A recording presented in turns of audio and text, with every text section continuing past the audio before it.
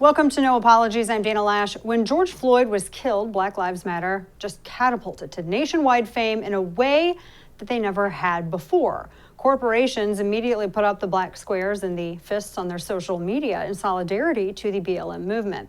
Now, saying that all lives matter was considered racist. Democrat leaders instantly bowed before BLM. And some Democrat mayors painted Black Lives Matter on public streets in New York and Washington, D.C., for instance. BLM riots were okay. They weren't super spreader events at all. And remember this virtue signaling moment for the ages from Nancy Pelosi and her gang with their kente cloths demonstrating fealty to BLM. How many people remember that, right? But there was a little problem with the BLM movement, though. So if you were paying attention, it's a Marxist organization. I'm not saying that. In fact, it's Patrisse Cullors, who is one of the key founders, who says so. Here she is with her own mouth in person saying that she's a Marxist. Watch. We actually do have an ideological frame. Myself and Alicia in particular are trained organizers. We are trained Marxists. We are super versed on sort of ideological theories. So one of BLM's stated goals in their belief statement, their mission statement, was to, quote unquote, disrupt the nuclear family. Now think about it. BLM's mission was to destroy families, all families, black families in particular, by disrupting the nuclear model of a father and a mother raising their kids. BLM isn't a group to celebrate. It is a group whose founders espouse Marxism. Marxism is evil. Are you still not convinced? Because here's another picture. One of the founders of BLM, this is Opal Tometi, saying, she's taking pictures right there. That's Nicolas Maduro, the communist dictator of Venezuela. BLM founders are communists, like I said. But of course, none of this mattered to the press at the time. Why? Well, because the press is so far left at this point, I think it can be rightly said that they don't really have a problem with communism. In fact, they defend it when it comes from China particularly. It seems like they want communism here in the United States too, most of them. So BLM's Marxist founders and actual mission didn't bother them. They agreed with it. So the increasingly authoritarian Democrat Party, they also seem to as well. They've recently adopted an affinity for censoring speech, labeling now 75 million of its own people domestic terrorists, just like a communist government might do. And if you're still not convinced that communism was at the heart of BLM's movement, but then maybe this will persuade you, here's their statement on the Cuban protests. It's pretty unbelievable, but predictable. Quote, Black Lives Matter condemns the U.S. federal government's inhumane treatment of Cubans and urges it to immediately lift the economic embargo. This cruel and inhumane policy, instituted with the explicit intention of destabilizing the country and undermining Cubans' right to choose their own government, is at the heart of Cuba's current crisis. And since 1962, they write, the United States has forced pain and suffering on the people of Cuba by cutting off food, medicine, and supplies, costing the tiny island nation an estimated $130 billion. And without that money, it's hard for Cuba to acquire medical equipment needed to develop its own COVID vaccines and equipment for food production. And this comes in spite of the country's strong medical care and history of lending doctors and nurses to disasters around the world. And they go on to say, quote, that the people of Cuba are being punished by the U.S. government because the country has maintained its commitment to sovereignty and self-determination. U.S. leaders have tried to crush this revolution for decades. Oh my gosh. Instead of international amity, respect, and goodwill, the U.S. government has only instigated suffering for the country's 11 million people, blah, blah, blah. We get it. You hate America. My gosh. Yeah. They ended by saying, now we look to President Biden to end the embargo. Something Barack Obama called for in 2016 and kind of rolled back, by the way. This embargo is a blatant human rights violation. It must come to an end, end quote. So BLM is clearly a Marxist organization. This statement was all magic, and it demonstrates that through and through. We get it, you hate America. And when everything is America's fault, as BLM insists, then even when the Cuban people protest the Cuban government, that's also America's fault, apparently, too. So here for a second, I want to talk about why Cuba is where Cuba is. Why are people protesting against their government? Sidebar, somebody had actually joked about this online, and I thought it was brilliant. They said, you know that it's not a CIA operation because there aren't any rainbow flags and wokery. No, America is not at fault. It's the communist government of Cuba. So before the rise of Fidel Castro, Cuba was a democracy. It wasn't a socialist Marxist nation at all. It wasn't perfect, but it was free. Fidel Castro came to power aided by a South American revolutionary named Che Guevara. He was a horrible racist. Fidel rose to power by promising the Cuban people that he would liberate and free them. And he promised all of the resources and support they could ever want. The government would solve all of the Cuban people's problems. Kind of sounds familiar. Castro and Che Guevara were charismatic leaders, and they said all the right things. Many of the youth in Cuba embraced them, embraced the revolution. Castro promised democracy and religious tolerance and open fiscal policies, but soon, the moment he assumed power, it was very clear that this was all just BS. Castro immediately shut down churches. He then proceeded to seize private property and businesses. In fact, there are stories of Castro soldiers marching door to door and telling people, you need to assemble in the square for an announcement from Castro, wherein then he would make an announcement about the future of their currency. Or people would show up to work, their businesses that they ran, their storefronts, and Castro's soldiers would be there telling them that the business was now confiscated by the Cuban government and owned by the Cuban government. He took everything that people had. He imposed ideological tests to determine if you could be allowed to be a doctor or allowed to be a business person or even choose a given profession at all. In other words, Castro made it so you had to depend entirely on the communist government and bow to the communist government, or you couldn't participate in the Cuban economy. Many families fled if they could, like the Padron family. You might know them from their world-famous cigars. I love the story of Jose Padron. In 1961, it states on their website, and I met members of their family at an event previously. He was 35 years old, Jose Padron, when he fled Cuba. And his livelihood was entirely destroyed. Because, why? Castro nationalized all private businesses, took them over with no monetary relief. Now, they said that many Cubans were left with no choice but to leave their home soil in the hopes of a better life elsewhere. Many of them came to the United States, and of course the Padron cigar website says that this is where the next chapter of Jose Padron's life begins. And the rest of that story is pretty amazing. Jose Padron came with nothing at all but his clothes on his back and his wit. He went on to build a very successful cigar business, thanks to the hard work and the open and free economy of America. Now, I bring up Jose Padron and his legacy because it's such a stark example of the reality of who caused the misery for the Cuban people. There's a reason why the Padron family fled with nothing, and it had nothing to do with an embargo from the United States. There's a reason why that thousands upon thousands of people have fled Cuba for the United States with nothing and at great risk to themselves and their families. Unlike Mexico, fleeing America means a trip across open waters in a makeshift floating whatever, a flotilla, a raft, whatever. So many people die. You don't take this kind of risk because life is so good in Cuba. You take it because communism always leads to the same thing: the good life for the ruling elite and poverty for everyone else. There are so many stories like this.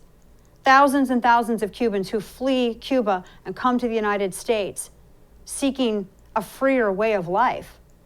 I mean, every Cuban that comes to America is patriotic. In fact, I was telling you just last week that in 2010, they were monitoring how those registrations went. And since 2010, it's 76% for Republican registration from Cubans who are immigrating to the United States. Yeah, communism isn't some cool T-shirt with this, dictator, beret-wearing dictator on it. No, communism for Cubans is hell on earth.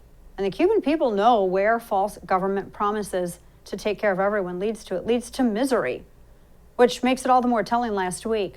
The Biden administration's Department of Homeland Security, this is Ali Mayorkas, he said that any Cuban attempting to escape to America by boat will be barred entry by the Biden administration. Meanwhile, the southern border is wide open. I mean, why? It's such an incredibly contradictory policy. Now, speaking of Democrats and this policy, here's another one. AOC offering her predictable condemnation of United States policy towards Cuba, again blaming Cuba's problem not on the communist regime, but on America. Watch. And what's extraordinarily important for us to communicate as well is the actions and U.S. contributions to the suffering of Cubans on the island as well. And that is directly related to the embargo, the U.S. embargo, economic embargo that is frankly has been in place for over 60 years. Last month, once again, the UN voted overwhelmingly to call on the United States to lift its embargo on Cuba. And the United States was one of the only countries that voted no. The embargo, the US embargo, is absurdly cruel. And like other US policies, particularly other US policies targeting Latin Americans and Latinos, the cruelty is the point. You know what is incredibly cruel? The cruelty is the communist Cuban government taking any dollars that come into Cuba and saving it for themselves and not giving any to the people. That's not because of the United States embargo. That's because of communism. It's not the United States embargo that tells foreign businesses that all of their dollars need to be paid into the government first, and then the government will then allocate pay to people of Cuba for their own work. They put in the time. That's not a U.S. embargo. That's the communist government. See, it's not a United States economic embargo that made soldiers go and nationalize businesses, take over farms. No, that was the communist government. I mean, AOC is a limousine liberal. I know that's kind of an older phrase, but I think it's still applicable here. She hates the American system, but she loves Marxism. Cuban protests against the communist government are the last thing that she and Democrats need right now because they're trying to sell these exact same policies here in America. Now, except for instead of using economic disparity and economic division, they're trying to use racial and identity division. They say that if you just give them what they want, racism will end. There will be no more rich, no more poor. Everyone will have perfect health care, perfect schools. Everyone will have equity, and everyone will be equal. And those were the same promises that Fidel Castro had made to Cubans over 60 years ago. Yeah, in fact, here's Fidel Castro promising democracy and freedom to his people. Watch. There is not communism or Marxism in our ideas. Our political philosophy is representative democracy. See, Fidel Castro promised democracy, but he delivered enslavement to the Cuban people and the elites in Cuba's government. It's the same pitch that communists always make. We're doing it for you when, in fact, they're actually doing it for themselves. They consolidate power, they seize wealth, they censor speech, they imprison anyone who disagrees. And then because the communist system doesn't work, the elites live the high life, while the country they rule quickly decays, just as every other communist country before them have done. You know what? It's amazing. Cuba is such a beautiful country. It's crumbling on itself, and it's not because of the United States embargo. Remember, Cuba is free to trade with every other country in the world. I actually went and looked this up. I talked about this on radio today. The percentage of how much they in trade, exports, imports they do with countries like Canada and France and Venezuela and Germany and elsewhere. So if their system worked, the American embargo would be no big deal. And remember, Obama had briefly rolled back that embargo. So if that embargo was the problem, then all of the problems in Cuba should have been solved for the period of time during the Obama administration that he had rolled back that embargo. But it didn't, and it can't, because the communist system, that is what is broken. The same system that Democrats so admire and want to implement here. In fact, here's another Democrat activist, 1619 Project creator Nicole Hannah-Jones, praising Cuba's system. Watch. If you want to see the most equal multiracial, it's not a democracy, most equal multiracial country in our hemisphere, it would be Cuba.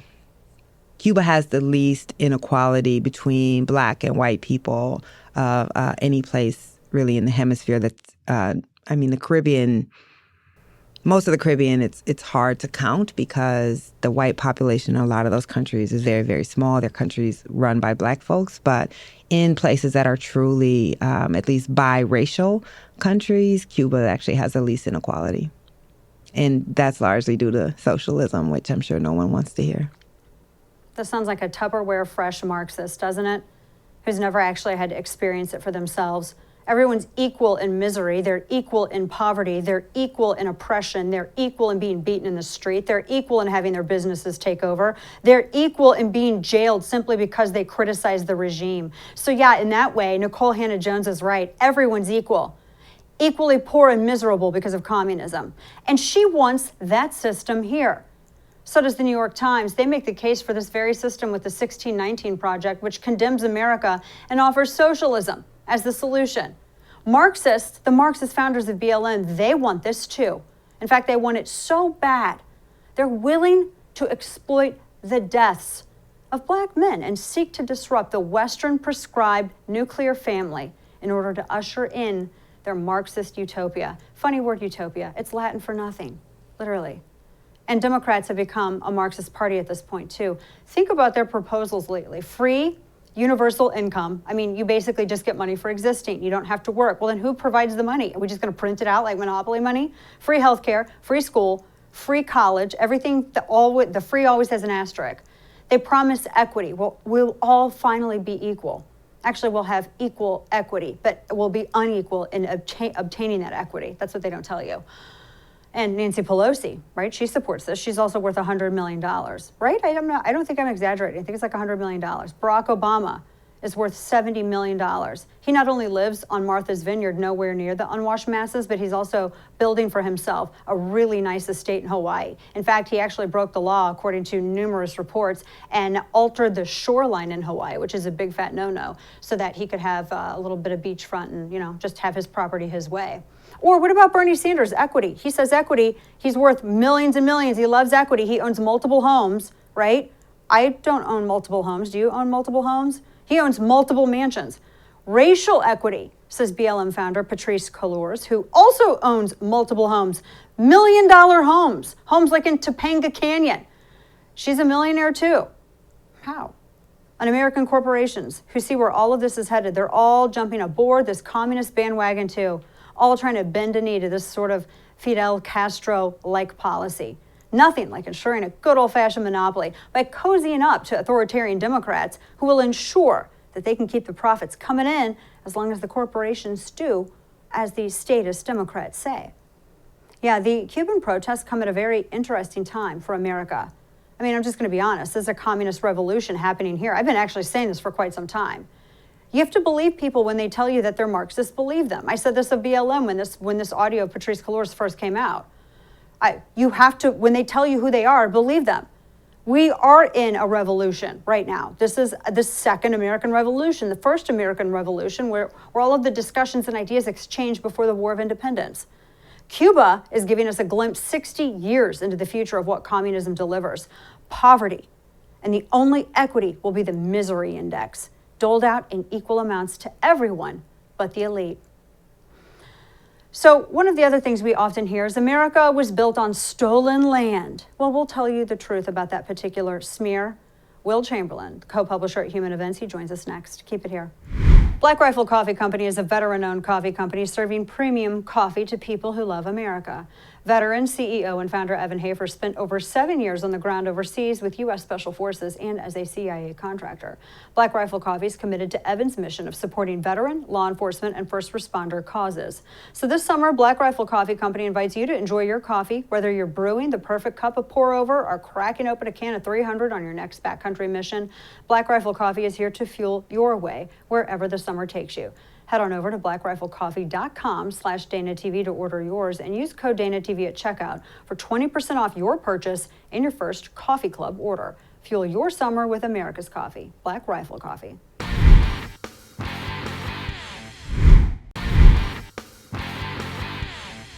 Well, these days we hear this constantly, especially anytime Independence Day rolls around, and I think really ultimately for the entire month of July. America was built on stolen land. Everything you see is stolen. What's the truth about this particular claim? Well, Will Chamberlain, co-publisher at Human Events and senior counsel for Unsilenced Majority, joins us now to discuss. Will, good to see you. So, stolen land. Isn't all land technically stolen then? I mean, this doesn't make any sense. It's like everybody has always fought over land since the beginning of time. Right, like I think you can only really have stolen land in a world where you have a single sovereignty presiding over it, and then individuals are violating other individuals' property rights over it. Otherwise, you have to go back to the beginning of time, because land has generally been taken by conquest between competing sovereigns. Nobody considers that, for example, just to come up with one, Germany should get back Western Poland and East Prussia from Poland and Russia, respectively, after World War II. Everybody thinks that's perfectly just. And also, we actually have words. These used to be very, very nasty insults back in the early part of the 20th century. They're revanchism and irredentism. They're the words that describe people who think that some land is naturally part of their territory and that they have the right to invade another country to get it. Much of the motivation behind World War I over also in between France and Germany, and also partially a motivation of World War II, obviously with the Sudetenland in Germany and Western Poland there. So, I mean, in general, this whole attitude should be viewed as very negative, right? Whenever, and it pops up here with Take Back the Land, it pops up in Palestine from the river to the sea. And wherever it pops up, I think the right attitude to take is, no, that's bad. The way you're thinking about this is wrong. It's not your land anymore.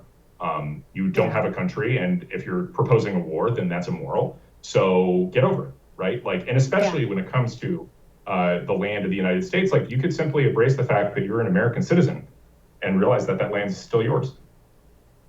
Yeah, no, and I love, and especially too, I love the point about private property rights, because the only time I could ever think that it would be accurate that land is stolen is squatters, for instance. I actually read something about this now where this one person's been trying to evict this squatter for years. So that's probably stolen land. But, in the case, like, for instance, everyone was talking over Independence Day about fireworks at Mount Rushmore. And every Independence Day, it seems like for the last decade particularly, we hear, it's stolen land. And they always try to find a Lakota activist to say this is stolen land. And we hear the same thing when it relates to Texas. But really, ultimately, well, who had that land before the Lakota, or who had the land before Mexico? I mean, we could go back and forth, but why, Will, does it only matter recently? It's like history stopped existing past a certain point to better aid the narrative that it's all the United States, or it's just, all X people over Y people.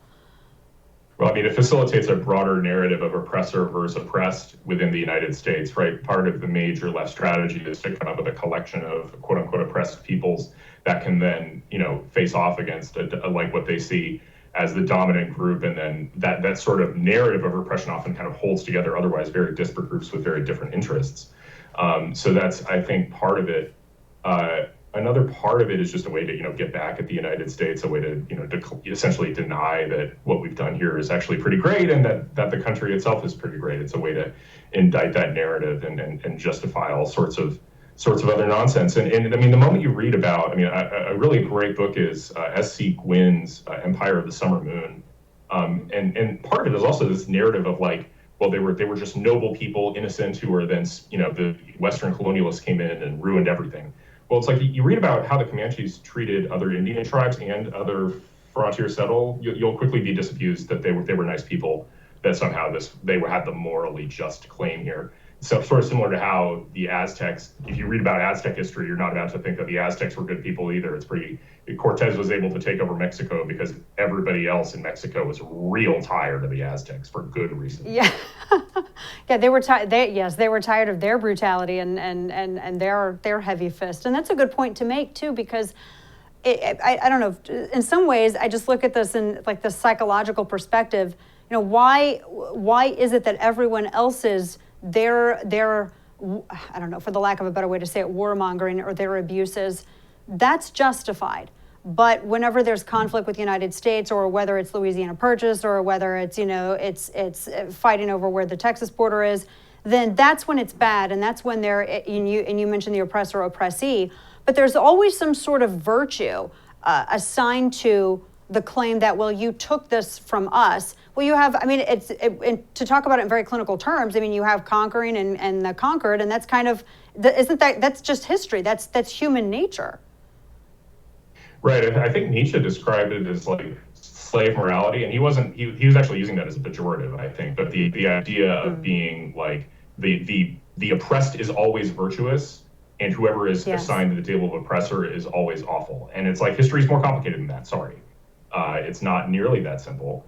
And also it means that it creates a situation where you just overlook instances where you have power, or you did have power, or what you might have done to change it. And I think, really what you have to embrace, and the answer to all of this is, the best world is one where we don't have these debates over whose land belongs to who when it comes to sovereign states. It's really nice when sovereign states don't have those disputes, because it means you don't have wars. Moreover, it's really nice to have a situation where such disputes can be resolved via courts of law. Like the Lakota apparently had a treaty or something that was broken by the United States. Our Supreme Court recognized them and recognized that treaty, recognized that the land they needed to be compensated for that land, and awarded them something like $1 billion in damages. They just refused to take it. It's like, well, that's due process. You're an American now, so the final say of our court, you got to go through our whole court system. That's not something prior sovereigns would have afforded you the option to do. You got through our court system, you got awarded a judgment, but you're not taking it because you want to hold on to this thing that generates resentment among your people. Like that's horribly immoral. That's exactly the kind of thing that people used to insult when they said you're a dentist, you were just trying to start another war.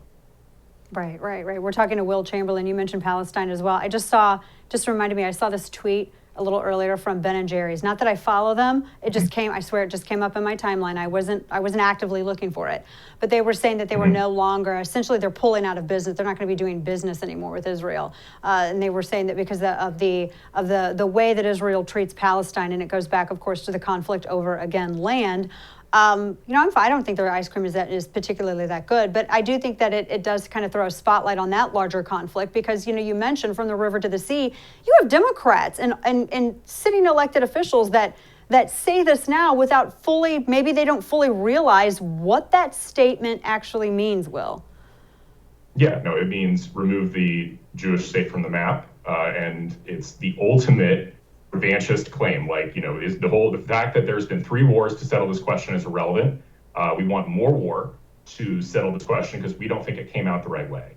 And our side is moral and your side is immoral, despite the fact that our side is the one doing suicide bombing. I think in reality, I like one simple phrase: losing wars has consequences. There have been 3 wars over Israel in the Middle East, and perhaps this was an unsettled question in 1948, but it's not now. Israel has sovereignty over these areas. They are the strongest military power, and continued fighting against that just leads to just intolerable, brutal violence in terms of both suicide bombing and terrorist attacks on the one side, and violence they're effectively responsible for the violence against the civilians that happens as a result of Israel defending itself too. I would assign that to the people who want to change the status quo. So I think that the right moral perspective is the one that the Trump administration laid out, which is simply, Israel's in the right, we'll support them to the hilt. Make peace. I mean, I think in general, if you actually wanted peace in the Middle East, the simplest way for the international community to do that would be to say, we're completely uninterested in any Palestinian claims, and perhaps you should get to the negotiating table before Israel usurps all your territory, because they can. Yeah, they can, and the only reason that they're not doing it right now is because they're being peaceable. They're trying to get along, but people are making it make it difficult. Will Chamberlain, appreciate you. Thank you so much for joining us today. Good to talk with you. Absolutely. Thanks for having me, Dana. Of course. So, folks, all those lies, a lot of media misinformation, right? That's like the buzzword. It's like Pee-wee's Playhouse. Was I the only person who watched that as a child? Because he had a word of the day, and I feel as though misinformation is our word of the day. Well, all of that in context with media has really taken a hit on its credibility. Media ranks dead last, as if the public trust in media couldn't plummet any lower. Tim Graham, who is the executive editor of Newsbusters, he joins us next to discuss.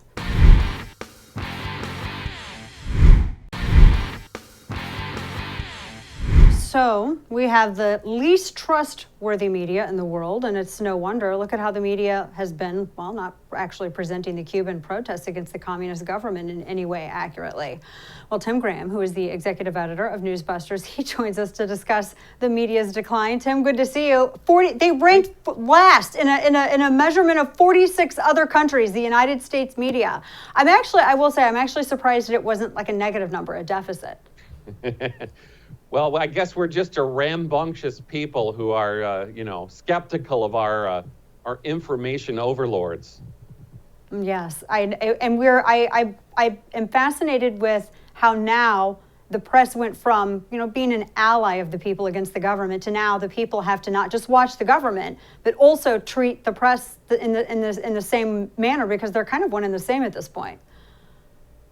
I always try to tell people when it comes to trust in the media that it didn't start under Trump. I would say it's been a long-running thing, but it absolutely went into a new low with Obama. Just the dramatic love affair with Obama, the slobbering love affair, as one book put it. And so the contrast between their absolute adoration of Obama and then you shift it into this extreme hostility to Trump, people can see it. This is not an objective product you're being given. You're being given a set of partisan talking points. Yeah, one of my favorite things to look at now, and I know Newsbusters covers this, is stories about, in the early days of the pandemic when Trump was discussing, vaccines and how the rollout of this would go, and the media's distrust of any kind of Trump vaccine, even writing about what now Vice President Kamala Harris said about it. She wasn't interested in taking any kind of Trump vaccine. She was skeptical. Joe Biden is on record saying the same thing. To now, the press is saying, oh, well, these people who are misled by Trump about there is, if only we had some kind of entity that maybe could reconcile, that the media is supposed to be doing the job that we're doing, Tim. Yeah, exactly. I mean, the conservative media, a lot of what we do is trying to tell people what the liberals don't want you to know. Or the way they don't want you to remember. They don't want you to remember they were skeptical of the vaccines last year. They were also extremely skeptical there'd be a vaccine this year. You'll have to remember they were trying to claim, we wouldn't really have a vaccine till 2023. We have to remember they managed this whole COVID story as the silver bullet for Trump. Everything they did wasn't scientific, it was political. It's not scientific to ask the president how many thousands of people he feels responsible for killing, which is the kind of question he was getting at the White House. Now, since January 20, nobody's death from COVID has ever been assigned to this president. And yet every vaccination is somehow his doing. So it's, again, that kind of dramatic difference in the way that they cover presidents. One is a villain, one is Hitler, one is Stalin. And this, everything's wonderful now. I think that's a very good point. Biden's maybe not leftist enough for these people, but right. Yeah, no, that's a really good point too, because every fatality that was, Trump has a body count. There's the whole blood on his hands thing. That phrase was so overused. No credit for the vaccinations. No credit for the development of that. The Operation Warp Speed, which is historical. But you're right. With Joe Biden, there hasn't been that say. I've never seen anyone say blood on his hands. Even on the right, I've never seen anybody say that. No one's engaged in that kind of hyperbole. But what I have seen is I have to ask you about this, the whole misinformation and the Facebook censorship. Now, I'm actually surprised Newsbusters has not been taken down from every single platform at this point. I mean, I know that you guys have received reports in that, but I'm actually kind of surprised because you've been doing this and going after and holding the press accountable for quite some time. But talk to me about misinformation. Who is it when you have one group of doctors and scientists and another group of doctors and scientists? Who determines whose science is the science that we go with? That is a good question. I think the answer last year was, if you were a scientist who seemed to be saying things that that Trump liked, then you weren't really a scientist. And contrarily, if you were a doctor who went on TV on CNN and said, oh, it's okay if you go to a super spreader event as long as it's for Black Lives Matter, you're still a scientist or a doctor. That's where we have to realize again, yes, this was dramatically political, and it probably had to be. With just the dramatic lockdown, all of the government activity here, it was going to be political. There was no way that this was going to be just a scientific matter. And so I think the problem we have, look at the lab leak. That was something that they decided was unscientific. You couldn't to mention that there might be a lab leak was not allowed. It would be banned from the social media. And then suddenly, one day after Trump's removed, hey, well, this might be plausible now. It's no longer misinformation. Yeah, Joe Biden comes around to it. A total 180. He comes around and says, oh, yeah, you know, there could be something to the lab leak theory. People were suspended on social media for talking about this. They were, if they cropped up on cable news, Tim, you know this, they were characterized as quacks and tinfoil hat wearers, and their characters were impugned. I mean, they were called all kinds of names. And now it seems like it's been mainstream. Why? What changed? Well, one, the president changed, but I think that this is one of those areas where it does seem very political, and it just, it flips a switch. I mean, and you none of us are saying that Biden's killing people, but now Biden's running around saying Facebook is killing people. I know he walked that back now, but if you watch the news on Friday night, nobody suggested he needed to walk it back. They all just reported it like, oh, today, Biden says Facebook's a pack of killers, and that was just seen as objective information.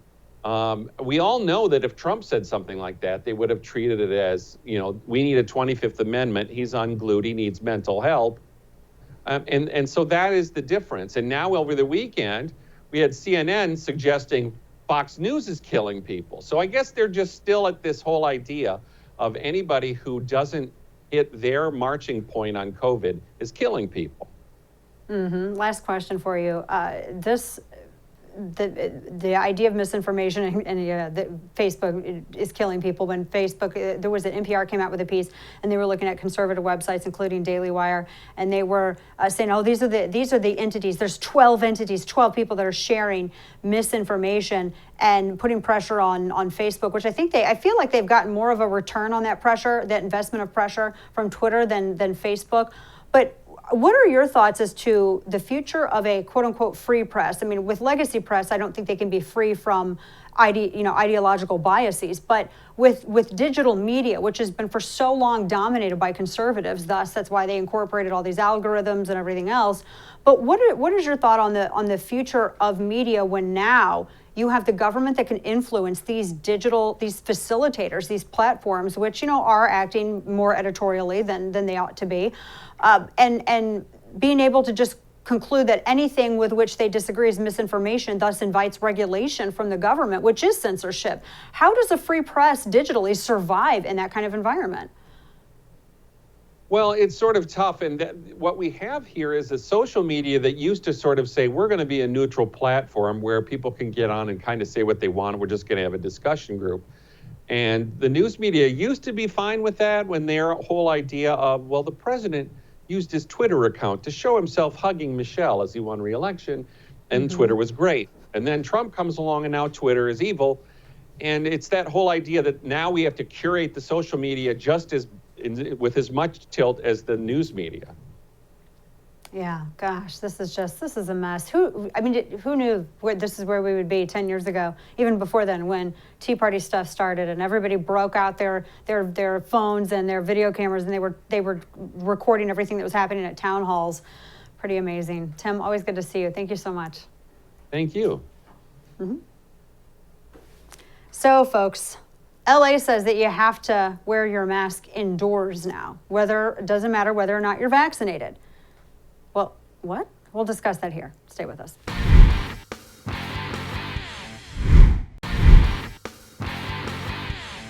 So here we go again. Los Angeles says that you gotta wear a mask indoors, even if you're vaccinated. Why? Oh, it's the Delta variant. So let's break this down. I'm doing this for myself as much as you, because nothing makes sense with Wuhan policies. It's either total government incompetence, which is likely, or it's some agenda to keep the fear alive endlessly. That also seems likely. So here's some statistics. On Thursday of last week, LA County reported 1,537 new cases in a county of 10 million people. Now, at the height of the pandemic last year, LA was seeing upwards of 20,000 cases a day. That was during their winter surge. So a little over 1,500 cases a day. That seems like a manageable number. I mean, LA hospitals were never overloaded, not like in New York and in Wuhan, even at the height of the pandemic last winter. That was the whole point of lockdowns and masks, right? To avoid the surge on hospitals, but that doesn't matter. You got to put your mask back on anyway in LA. But again, why do you have masks indoors if people are vaccinated? I mean, I'm asking this genuinely. This is probably going to get banned on YouTube again. But I mean, I'm serious, because they say that you might be able to spread the disease even if you're vaccinated. So can we ask, really honestly, how does the vaccine stop the spread? And if not, how in the heck if it does, how are cases growing again in LA when so many people have been vaccinated? Of course, cases are also growing very fast in Israel and the UK, despite the very extremely high vaccination rates in both countries. So is the vaccine stopping the spread of the Delta variant? That's one of the things that Fauci had said it would. I mean, why else? Can we even ask these questions? I mean, in the absence of any kind of transparency, people are going to speculate. This is why a lot of Angelenos have to wear masks, according to LA County. Now, remember, if you're a very good rule follower, you will be following LA County's reinstated mask rule, but you will be doing so against the CDC's guidance that if you're vaccinated, you don't need to wear a mask indoors. So now we have bureaucrats in LA mandating masks even when the Follow the Science CDC says that you don't have to wear them indoors. I mean, what's a good, obedient, mask-wearing coronavirus rule follower to do?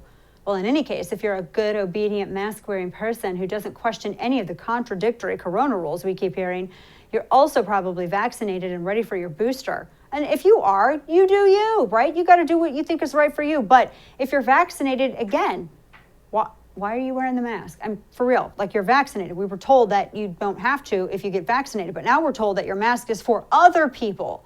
You know, those lame, unvaccinated, unwashed masses who watch too much Fox News. Yeah, you're wearing your face diaper for them because you're a superior, caring human being that cares more about a Donald Trump voter's life than they do themselves. And besides, like any good missionary, I mean, you want to set a good example for those yet to convert to your new religion of fear. And your mask is a symbol. It's the equivalent kind of that BLM fist, the little fist or the black square on the Instagram account, that virtuous "we believe" sign that you put on your front lawn. Your mask signals to everyone, especially your ignorant, corn-fed hillbilly neighbors who voted for Trump, in your goodness, your belief in science, and your general superiority, right? In any case, if you live in LA and you got your vaccination and you thought this pandemic was over, think again. It's like the sequel. We're a year and a half into this and it's still going, and it's summer when viral illnesses normally die down. So imagine what winter's going to be like in LA. Social distancing, masks, indoors and out, booster shots and lockdowns. Party. Face it, it's not going to get better, guys. It's probably going to get worse, right? At this point, it should be clear. You can choose to live in a state of freedom, Tennessee or Florida or South Dakota. Texas only allows you in if you promise to vote a certain way, Republican. Otherwise, we're closed. Idaho, Oklahoma, to name a few. Or you can live in feardom, New York, Oregon, Washington, Michigan, California, just a few of those states. So either live with risk or let risk rule how you live. I mean, that's the choice. This pandemic isn't going anywhere because viruses don't go anywhere. And also all this fear is thriving on government incompetence, which means that also, I think all of this illness is always going to be in peak season. And anyway, the pandemic is too useful to people who like and want power over other people. Mask up or get out of LA and fast. But if you come to live in a state of freedom, consider leaving the masks behind, if you don't mind. That does it for us tonight. Thanks for tuning in. Good night, and don't bend the knee.